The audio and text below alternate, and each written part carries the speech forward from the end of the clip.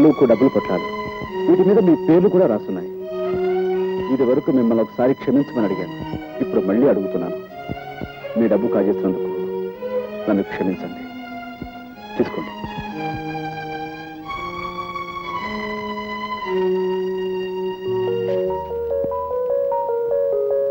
ఏమో పోలీసులకు ఫోన్ చేసినా మా డబ్బు మాకు రాదని పరిస్థితి తెలిసిపోయింది.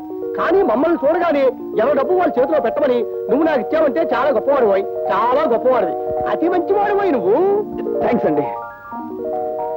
Thank you sir.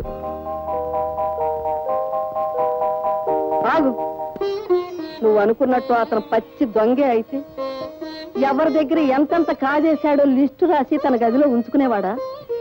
అదే తనకు మంచి రోజులు రాకపోతాయా, ఎవరై వాళ్ళకి ఇచ్చేయలేకపోతామా అనుకున్నాడు. ఈ రోజు దొంగతనంగా నువ్వు ఆ లిస్టు కాస్త కాజేసి వాళ్ళందరినీ ఇక్కడ హాజరుపరిచి గొప్ప పని చేశాను అనుకున్నావు. అదే ఇప్పుడు వాళ్ళందరికీ నీకంటే అతనే గొప్పగా కనిపిస్తున్నాడు. అటు చూడు, అతనేమిటో అతని పరిస్థితి ఏమిటో నీకు తెలిస్తే నువ్వు ఇంతగా అతన్ని ద్వేషించేదానివి కాదమ్మా. అమ్మా, ఏమీ తినకే ఈ నీరసం. మీకే జబ్బు లేదు, ఏ మందులు అక్కర్లేదు. నా మాట విని కాస్త ఎంగిలి పడమ్మా. మంగి, జబ్బు మనిషికి అన్నం పెడుతున్నావా? అది చావాలనే బతకాలనే? పోతకి